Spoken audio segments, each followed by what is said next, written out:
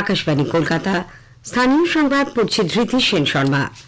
বিশেষ খবর হলো, রাজ্যের সমবায় ব্যবস্থাকে আরো মজবুত করতে রাজ্য সরকার এবার জেলায় জেলায় অতিরিক্ত জেলাশাসক পদমর্যাদার একজন আধিকারিক নিয়োগ করার সিদ্ধান্ত নিয়েছে। স্বনির্ভর গোষ্ঠীগুলিকে আর্থিকভাবে আরো শক্তিশালী করে তুলতে রাজ্য সরকার অতিরিক্ত 10 কোটি টাকা বরাদ্দ করেছে। বাংলার বাড়ি প্রকল্পে উপভোক্তাদের শৌচাগার তৈরির জন্য আলাদা করে টাকা দেবে সরকার।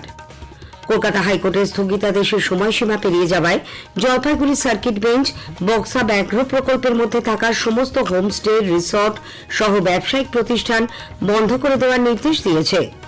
বিভিন্ন স্তরে শূন্য পদে সহকারী শিক্ষক নিয়োগের জন্য রাজ্য মাদ্রাসা কমিশন আজ ফলাফল প্রকাশ করবে। কলকাতা সহ রাজ্যের 10 জেলায় আজ বৃষ্টির পূর্বাভাস। বাংলা বিজয় হাজারে ট্রফি একদিনের ক্রিকেট টুর্নামেন্টে আজ তাদের প্রথম ম্যাচে দিল্লির মুখোমুখি হবে। আসি বিস্তারিত খবরে। রাজ্যের সমবায় ব্যবস্থাকে আরো মজবুত করতে রাজ্য সরকার এবার জেলায় জেলায় অতিরিক্ত জেলাশাসক পদমর্যাদার একজন আধিকারিক নিয়োগ করার সিদ্ধান্ত নিয়েছে। সমবায় দপ্তরের সঙ্গে সমন্বয় রেখে তারা জেলায় জেলায় সারা বছর ধরে সমবায় ব্যবস্থাকে আরো জোরদার করবেন। প্রত্যেক মাসে সংশ্লিষ্ট জেলার সমবায়, তাদের মাধ্যমে দেওয়া ঋণের হার বৃদ্ধি, নতুন সদস্য প্রভৃতি বিষয় রিপোর্ট তৈরির দায়িত্বও থাকবে ওই আধিকারিকের ওপর। উল্লেখ্য, এতদিন সমবায়ের জন্য কোনো আধিকারিককে নির্দিষ্টভাবে দায়িত্ব দেওয়া হতো না। অনেক জেলাতেই নিচুতলার আধিকারিকরাই কাজ সামলাতেন। এতে সমবায়ের কাজকর্ম পরিচালনার ক্ষেত্রে কিছু সমস্যা হচ্ছিল বলে প্রশাসনিক সূত্রের খবর। সেই জন্য এবার একজন অতিরিক্ত জেলা শাসককে ওই কাজের দায়িত্ব দেওয়ার নির্দেশ দেওয়া হয়েছে। স্বনির্ভর গোষ্ঠীগুলিকে আর্থিকভাবে আরো শক্তিশালী করে তুলতে রাজ্য সরকার অতিরিক্ত 10 কোটি টাকা বরাদ্দ করেছে। আনন্দধারা প্রকল্পের আওতায় এই বরাদ্দ করা হয়েছে। এই সিদ্ধান্তের ফলে 12 লক্ষেরও বেশি স্বনির্ভর গোষ্ঠী ও তার সঙ্গে জড়িত 1,21,00,000 পরিবার উপকৃত হবেন। প্রসঙ্গত, এর আগেই স্বনির্ভর গোষ্ঠীর জন্য অনুদান বাড়িয়েছে রাজ্য সরকার। 2021-22 আর্থিক বছর থেকে এই অনুদানের পরিমাণ দ্বিগুণ বাড়িয়ে 500 কোটি টাকা থেকে করা হয়েছে 1000 কোটি টাকা। বাংলার বাড়ি প্রকল্পে উপভোক্তাদের শৌচাগার তৈরির জন্য আলাদা করে টাকা দেবে রাজ্য সরকার। এই প্রকল্পে 12 লক্ষ উপভোক্তাকে বাড়ি তৈরির প্রথম কিস্তির 60,000 টাকা করে দেওয়ার কাজ শুরু হয়েছে। এদের মধ্যে যাদের উপযুক্ত শৌচাগার নেই তাদের তা তৈরি করে দেওয়ার সিদ্ধান্ত নেওয়া হয়েছে বলে নবান্নের প্রশাসনিক সূত্রে জানা গেছে। এই জন্য তাদের 2 কিস্তিতে আরো 12,000 টাকা করে দেওয়া হবে। তবে এই টাকার জন্য উপভোক্তাদের আলাদা করে আবেদন জানাতে হবে। আবাস প্রকল্পের যে সমস্ত উপভোক্তা ইতিমধ্যেই সরকারি শৌচাগার পেয়েছেন অথচ তা জরাজীর্ণ হয়ে পড়েছে, তাদের নতুন বাড়ির সঙ্গে শৌচালয় তৈরি করে দেওয়ার কথাও বিবেচনা করছে রাজ্য সরকার।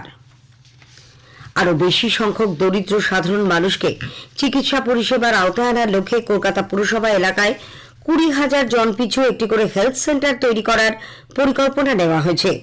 পুর ভবনে গতকাল রাজ্যের পুর নগর উন্নয়ন মন্ত্রী কলকাতা পুরসভার মেয়র ফিরহাদ হাকিম সাংবাদিকদের বলেন, বেসরকারি চিকিৎসা বেশিরভাগ ক্ষেত্রেই গরিব মানুষের পক্ষে কঠিন হয়ে দাঁড়ায়। পরিকল্পনা অনুযায়ী জায়গা পাওয়া গেলে এই ধরনের স্বাস্থ্য কেন্দ্র তৈরি করা হবে। এর ফলে বড় বড় সরকারি হাসপাতাল ও সুপার স্পেশালিটি হাসপাতালে রোগীর চাপ কমবে। প্রত্যেক 20,000-এ একটা করে হেলথ সেন্টার থাকা উচিত। প্রাইভেট জায়গায় গিয়ে যারা গরিব মানুষ তাদের প্রচুর টাকা চলে যায়।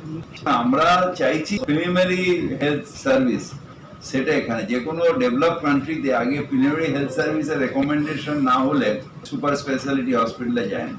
ভারতবর্ষের স্ট্রাকচারটা এরকম নয়, কিন্তু আমরাও চাইছি যে প্রিমিয়ারি হেলথ সার্ভিসটা কলকাতা কর্পোরেশন দিক এবং সেটা ওয়ার্ডে ওয়ার্ডে। জাতীয় পরিবেশ আদালতের নির্দেশের ওপর কলকাতা হাইকোর্টের স্থগিতাদেশের সময়সীমা পেরিয়ে যাওয়ায় জলপাইগুড়ি সার্কিট বেঞ্চ উত্তরবঙ্গের আলিপুরদুয়ারের বক্সা ব্যাঘ্র প্রকল্পের মধ্যে থাকা সমস্ত হোমস্টে, রিসর্ট ও ব্যবসায়িক প্রতিষ্ঠান বন্ধ করে দেওয়ার নির্দেশ দিয়েছে।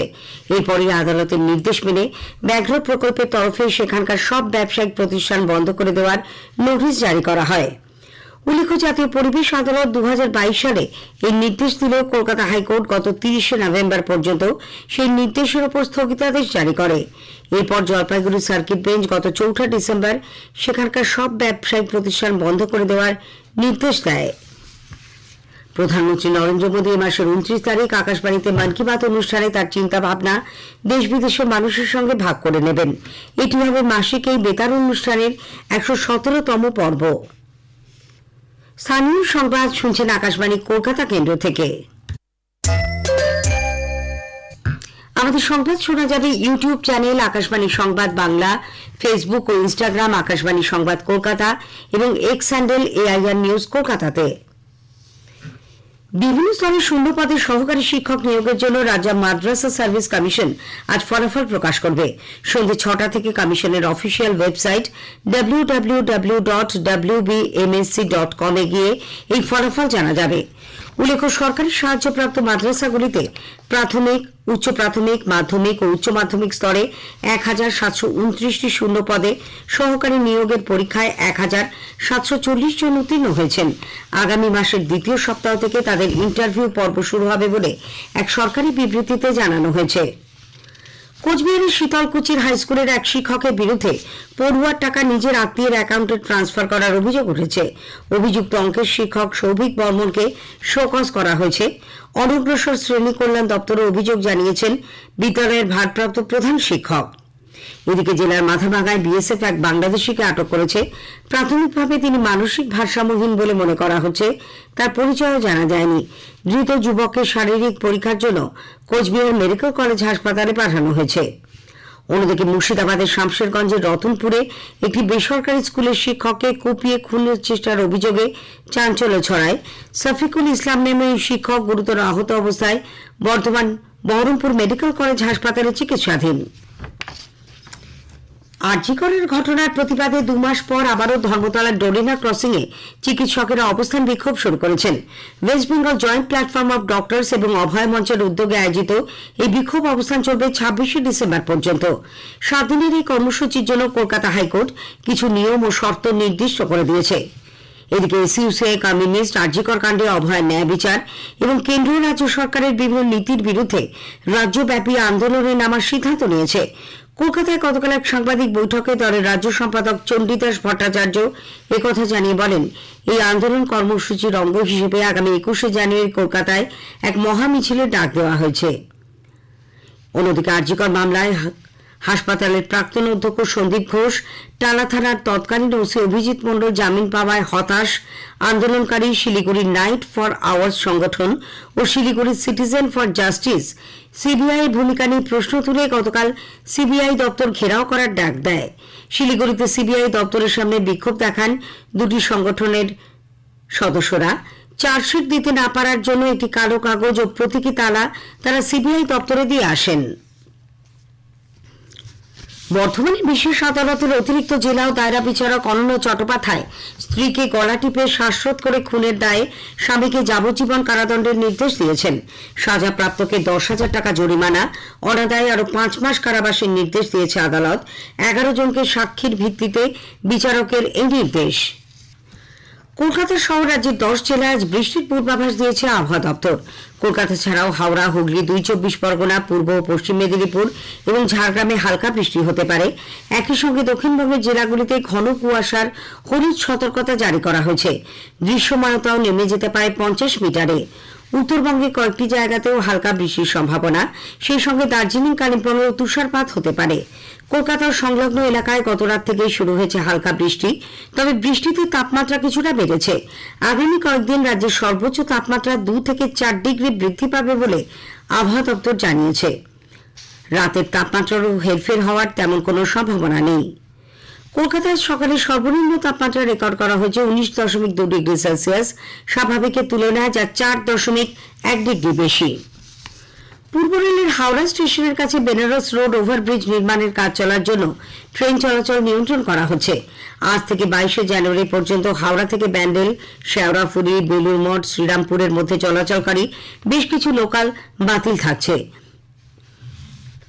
মেট্রো রেল আগামী সোমবার 23শে ডিসেম্বর থেকে কবি সুভাষ দক্ষিণেশ্বর রুটে দমদমের পরিবর্তে পরীক্ষামূলকভাবে দক্ষিণেশ্বর থেকে বেশিরভাগ ট্রেন চালানোর সিদ্ধান্ত নিয়েছে। এর ফলে যাত্রীদের আরও সুবিধা হবে বলে মেট্রোর তরফে এক বিবৃতিতে জানানো হয়েছে। বাংলা আজ বিজয় হাজারে ট্রফি একদিনের ক্রিকেট টুর্নামেন্টে তাদের প্রথম ম্যাচে দিল্লির মুখোমুখি হবে। হায়দ্রাবাদের রাজীব গান্ধী আন্তর্জাতিক ক্রিকেট স্টেডিয়ামে খেলা শুরু সকাল 9টায়। সল্টলেকে যুব ভারতী ক্রীড়াঙ্গনে আজ ISL ফুটবলের ম্যাচে ইস্টবেঙ্গল জামশেদপুর FC'র মুখোমুখি হবে। খেলা শুরু সন্ধ্যে 7:30টায়।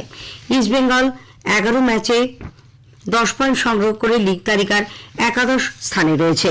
এদিকে আইএসএল ফুটবলের ম্যাচে এফসি গোয়া 2-1 গোলে মোহনবাগান সুপার জায়ান্টকে গতকাল হারিয়ে দেয়। গোয়ার ফতোদ্রা স্টেডিয়ামে এই ম্যাচে বিজয়ী দলের হয়ে ব্রিসন ডুবেন ফার্নান্ডেজ 2টি গোল করেন। মোহনবাগানের হয়ে গোল করেছেন দিমিত্রি পেত্রাতোস। রাজ্য সরকার অসুস্থ প্রবীণ সঙ্গীত শিল্পী সুপ্রকাশ চাকের চিকিৎসায় সব ধরনের সহযোগিতা করবে। তথ্য সংস্কৃতি দপ্তরের প্রতিমন্ত্রী ইন্দ্রনীল সেন গতকাল দক্ষিণ শহরতলিতে শিল্পীর বাড়িতে গিয়ে তার সঙ্গে দেখা করেন। শিল্পীর হাতে 1 লক্ষ টাকার চেকও তুলে দেন তিনি। শেষ করার আগে স্থানীয় সংবাদের বিশেষ কিছু অংশ আরও একবার। রাজ্যের সমবায় ব্যবস্থাকে আরো মজবুত করতে রাজ্য সরকার জেলায় জেলায় অতিরিক্ত জেলাশাসক পদমর্যাদার একজন আধিকারিক নিয়োগের সিদ্ধান্ত নিয়েছে।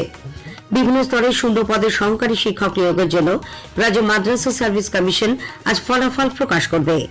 স্থানীয় সংবাদ শেষ হলো।